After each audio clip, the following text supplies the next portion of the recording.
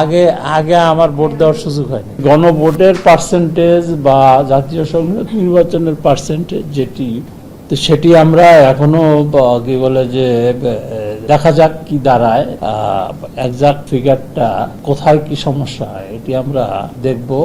শেরপুরের নির্বাচন প্লাস আপনারা জানেন আরো একজন প্রার্থী দুটি আসনে নির্বাচন করেছেন, তিনি কোনটি রাখবেন কোনটি রাখবেন না এই তথ্য এখনো নির্বাচন কমিশনে আসেনি। শেরপুরের নির্বাচনটাও আমাদের করতে হবে। 11 দলীয় জোটের পক্ষ থেকে ওনারা আসছেন, আমরা দীর্ঘক্ষণ ওনাদের বক্তব্য শুনেছি। ওনাদের বক্তব্য অনুযায়ী কিছু সমস্যার কথা ওনারা উল্লেখ করেছেন। ভোট গ্রহণের ফলাফল ঘোষণার পর থেকে 3 দিনের ভিতরে যদি স্পিকার ডেপুটি স্পিকার শপথ না পড়ান তাহলে চতুর্থ দিন থেকে পরবর্তী 3 দিনের মধ্যে প্রধান নির্বাচন কমিশনার শপথ পাঠ করাবেন সে বিধান রয়েছে। আরও যে আইনগত বিষয়গুলো রয়েছে সেগুলোর ব্যাখ্যা বিশ্লেষণ সংশ্লিষ্ট যারা রয়েছেন তারা হয়তো করবেন, তবে এর বাইরে এর বেশি কিছু বলার আমার পক্ষে এই মুহূর্তে সম্ভব নয়। কারণ কবে কখন এই শপথ অনুষ্ঠিত হবে সেটি এখনো আমরা অফিসিয়ালি অবগত নই। সেটি অফিসিয়ালি অবগত হলে পরে আপনারা অবশ্যই জানতে পারবেন। এখন বিষয়টি হচ্ছে সরকারের সাথে আমাদের নির্বাচন কমিশন সচিবালয়ের প্রশাসনিক যে যোগাযোগগুলো হয়ে থাকে, একটু আগেও আমি খবর নেওয়ার চেষ্টা করেছি যে এখন পর্যন্ত আমাদের কাছে ওইরকম অফিসিয়াল কোনো চিঠিপত্র বা যোগাযোগ হয়নি। 11 দলীয় জোটের পক্ষ থেকে ওনারা আসছেন, আমরা দীর্ঘক্ষণ ওনাদের বক্তব্য শুনেছি। ওনাদের বক্তব্য অনুযায়ী কিছু সমস্যার কথা ওনারা উল্লেখ করেছেন। আর আপনি যে প্রশ্নটি করেছেন যে তড়িঘড়ি করে ফলাফল ঘোষণা, গেজেট প্রকাশ, হ্যাঁ, তো বিষয়টি তড়িঘড়ির তো কোনো প্রশ্নই আসে না। নিয়মের ভিতরে নিয়ম অনুযায়ী আমরা তো এবার চেষ্টা করেছি এই প্রযুক্তির যুগে আরো স্মার্টলি কিভাবে জনগণের কাছে বিশ্বাসযোগ্যতা অর্জন করা যায় সেই ব্যবস্থাগুলো আমরা নিয়ে রেখেছিলাম। সেই ক্ষেত্রে গেজেট প্রকাশের যে সময়কাল, এটি তো আমরা আরো আশাবাদী ছিলাম যে আরো আগে যদি দেয়া যেত ভালো হতো। রেশার বলতে যে এটা কারোর কোনো ইনফ্লুয়েন্স না থাকলে এমনি ফ্রি।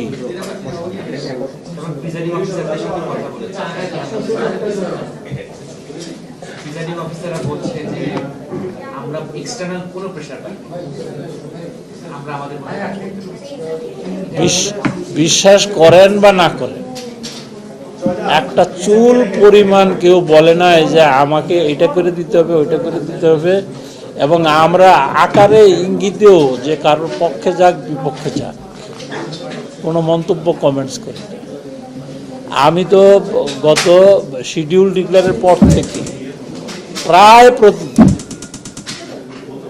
8 জন ডিভিশনাল কমিশনার, 10 জন রিজিওনাল ইলেকশন অফিসার, ওদেরকে নিয়ে আমি এই যে অনলাইনে কথা বলছি। এখন বিষয়টি হচ্ছে সরকারের সাথে আমাদের নির্বাচন কমিশন সচিবালয়ের প্রশাসনিক যে যোগাযোগগুলো হয়ে থাকে, একটু আগেও আমি খবর নেওয়ার চেষ্টা করেছি যে এখন পর্যন্ত আমাদের কাছে ওইরকম অফিসিয়াল কোনো চিঠিপত্র বা যোগাযোগ হয়নি।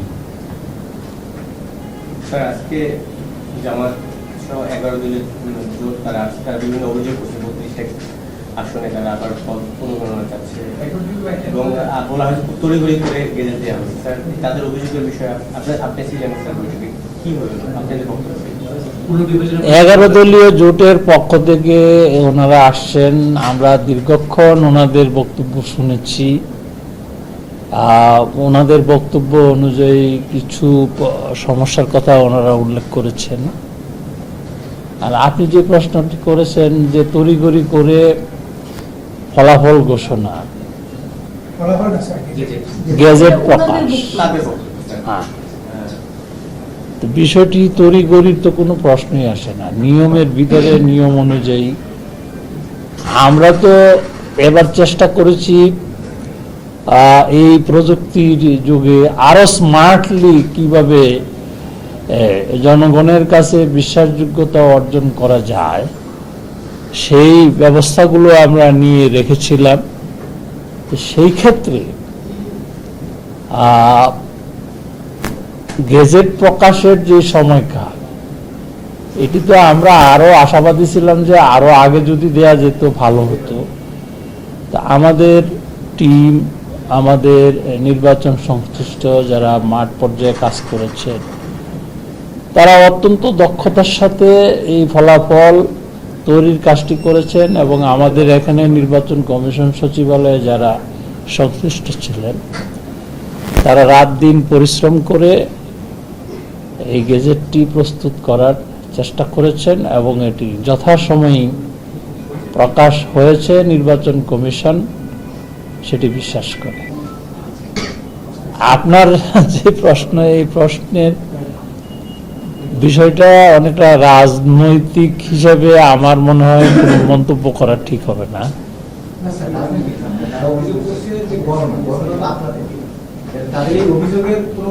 একটা জিনিস দেখেন যে ভোট কেন্দ্র ব্যবস্থাপনা যেটি, আপনারা সবকিছুই জানেন, সবকিছুই দেখেছেন যে একটা ভোট কেন্দ্রে প্রত্যেক প্রিজাইডিং অফিসারকে তাকে দেহরক্ষী হিসাবে আমরা অস্ত্র সহ একজন আনসারকে নিয়োগ করেছি। আনসারের কাছে আপনার সুরক্ষা অ্যাপ ছিল। যখন যেখানে যে ঘটনাটি ঘটেছে সেটি যাতে তাৎক্ষণিকভাবে আমাদের আইন শৃঙ্খলা রক্ষা সেলে তথ্যটি আসে। বহু সংখ্যক আমরা ড্রোন এঙ্গেজ রেখেছি, হেলিকপ্টার এঙ্গেজ রেখেছি, বডি ওয়ান ক্যামেরা রেখেছি। প্রায় প্রতিটি কেন্দ্রে সিসি ক্যামেরার ব্যবস্থা ছিল। তো এমন একটি পরিস্থিতিতে সব কিছু আয়নার মতো পরিষ্কার। আমরা এখান থেকে কোনটা সত্য তথ্য, কোনটা মিথ্যা তথ্য, সবগুলোই আমরা মনিটর করার সর্বোচ্চ চেষ্টা করেছি। নির্বাচন কমিশন মনে করে যখন যে অভিযোগ, যখন যে ঘটনাটি আমাদের দৃষ্টিতে এসছে, আমরা শতভাগ সেটিকে অ্যাড্রেস করার চেষ্টা করেছি এবং সমাধান করেছি।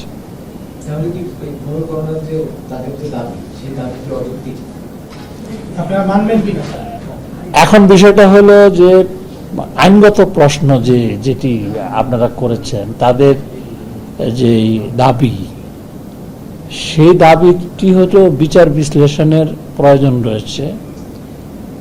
আইন তাদেরকে এই সুযোগ দিয়েছে যে যদি নির্বাচন সংশ্লিষ্ট কোনো অভিযোগ থাকে সেটা থাকতেই পারে। তারা সেটি যদি মাননীয় হাইকোর্টে যদি শরণাপন্ন হন, সেই অনুযায়ী সিদ্ধান্ত পাবেন তারা। শেরপুরের নির্বাচন প্লাস আপনারা জানেন আরো একজন প্রার্থী দুটি আসনে নির্বাচন করেছেন। তিনি কোনটি রাখবেন, কোনটি রাখবেন না, এই তথ্য এখনো নির্বাচন কমিশনে আসেনি। শেরপুরের নির্বাচনটাও আমাদের করতে হবে। কমিশন এখনো সে ব্যাপারে সিদ্ধান্ত নেয়নি। অচিরেই আপনারা কমিশন সিদ্ধান্ত নিলে জানতে পারবেন। এখনো যে গণভোটের পার্সেন্টেজ বা জাতীয় সংসদ নির্বাচনের পার্সেন্টেজ যেটি, তো সেটি আমরা এখনো কি বলে যে দেখা যাক কি দাঁড়ায়। একজাক্ট ফিগারটা কোথায় কি সমস্যা এটি আমরা দেখব, এবং যেটি আমরা পেয়েছি আজকে সর্বশেষ কি অবস্থা সেটি আমার নলেজে নেই। তবে সংখ্যাগত এবং ওই যে মিডিয়ার মাধ্যমে যা দেখছি নির্বাচন কমিশন সেটি খতিয়ে দেখবে। এরকম ঘটনা ঘটেছে কিনা আমার জানা নাই। সামনের যে নির্বাচন এখন সামনে এরকম চাবে কিনা তাও তো জানি না, কিন্তু যারা নির্বাচনী কর্মকর্তা থাকবেন তাদের তো দায়িত্ব হবে গণভোট এবং জাতীয় সংসদ নির্বাচনের ভোট দুটিই করা। আমরা তো একটিকে বাদ দিয়ে আরেকটি করতে যাচ্ছি না, দুটিই করব এবং দুটির ব্যালটই হবে, দুইটা ব্যালটই তাকে দেওয়া হবে। ফলাফল যেটি গেজেটে প্রকাশ হয়েছে 297টি আসনের গেজেটে পাবলিশড হওয়া মানে এই কয়টি আসনের ফলাফল চূড়ান্ত। এখন ওই যে বাইরে নোটিশ বোর্ডে কি গেজেট কোন প্রার্থী কত ভোট যে আপনার যে টানানো ওখানে কিন্তু এটির কাজ চলছে একবারে পুঙ্খানুপুঙ্খানুভাবে। ম্যাথমেটিক্যাল যে হিসাবটা সকালে এসেই আমি খবর নিয়েছি যে এটি হচ্ছে, ডিটেলস আপনারা পেয়ে যাবেন। আপনারা কি ওই যেই ফলাফল শিটগুলো এগুলো তো কি বলে যে শনিবার সকালেই আমরা অনেকগুলো নাই,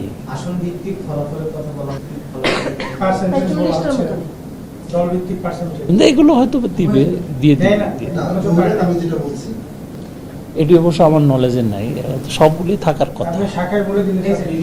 হ্যাঁ, আমি এখনই কথা বলি যাতে সবগুলি একবারে সুন্দরভাবে দেয়া হয় সেই ব্যবস্থা। সার্বিকভাবে মূল্যায়ন কি, এটা কি সফল ইলেকশন বলা যায় কিনা, যেটা আপনারা বলতেছিলেন যে স্মরণকালের সেরা ইলেকশন? সার্বিকভাবে যদি বলেন তা আমার উত্তর হবে একজন নির্বাচন কমিশনার হিসেবে আমার বিশ্বাস ছিল যে একটি ভালো নির্বাচন হবে ইনশাল্লাহ। আর সর্বশেষ যেই আমার আস্থার জায়গাটি, এত সুন্দর একটি নির্বাচন মহান আল্লাহ সরাসরি আমাদেরকে সহায়তা করার কারণেই এটি সম্ভব হয়েছে। সফল দাবি তো করবই যে আমরা প্রত্যাশার চেয়ে বেশি সফল মনে করি। যেহেতু ওভারঅল নির্বাচনটা নিয়ে আমরা সন্তুষ্ট, পার্সেন্টেজ বলেন, ভোট ব্যবস্থাপনা বলেন, আপনাদের সকলের সহযোগিতা বলেন, সব মিলিয়ে আমরা সন্তুষ্ট। কেন জানি আমরা খুব প্রেশার মনে করে হতাহতের ঘটনা ছাড়া সর্বশেষ 4:15টার সময় কুমিল্লার 3টা সেন্টার রিটার্নিং অফিসার, সেনাবাহিনীর কমান্ডিং অফিসার, পুলিশ সুপার 3জন যখন বলছে স্যার এই সেন্টার 3টা বাতিল না করলে প্রশ্নবিদ্ধ, তখন তারা বাতিল করে আমাদেরকে জানাইছে যে তোমরা যদি ভালো মনে করো আমরা বলবো না কিছু, যদি বাতিলের মতো মনে হয় বাতিল করো।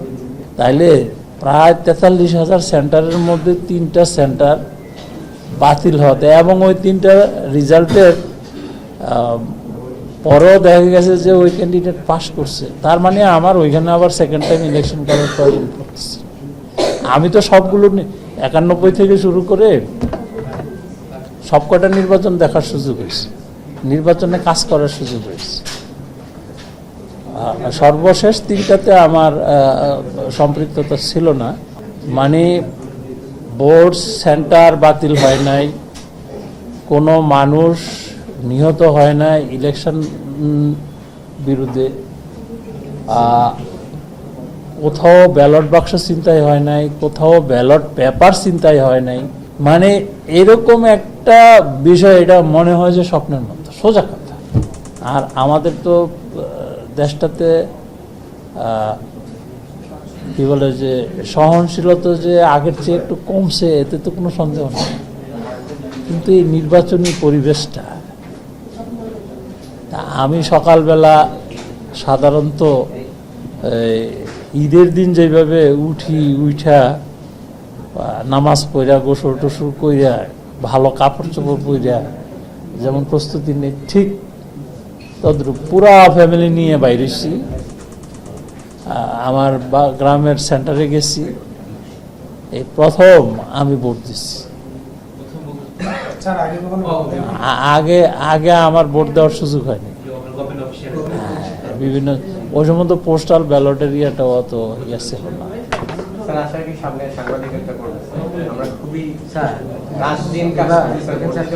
আরো অনেক ইনোভেটিভ আইডিয়া আসবে, বিভিন্ন ইস্যু আসবে।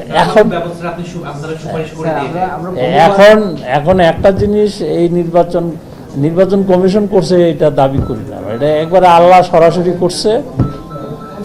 আমি অনেকরে বাহাদুরি করতাম যে 91-এর ইলেকশন দেখো না, তো দেখছো টাকা। এখন এই জিনিসটা আমরা সামনে একটা দৃষ্টান্ত পাচ্ছি। 2026-এর 12ই ফেব্রুয়ারির নির্বাচন যারা দেখছো, তারা নির্বাচন কাকে বলে সেটা বুঝবা, সেটা অনুধাবন করতে পারবা। এটা একটা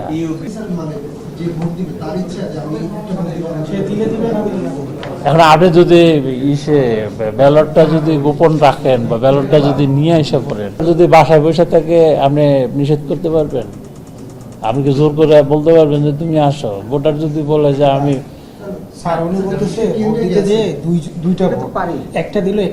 সেটাই তো আমি বলতেছি, সেটা তো সে পারে।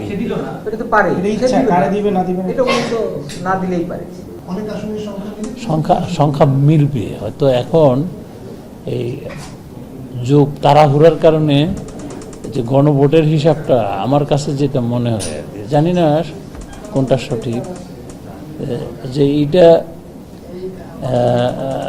যোগ বিয়োগের ক্ষেত্রে সবাই হয়তো খুব ঠান্ডা মাথায় করে নাই। এটা ঠিক হয়ে যাবে, ঠিক না হওয়ার কোনো কারণ নেই। ধন্যবাদ সবাই।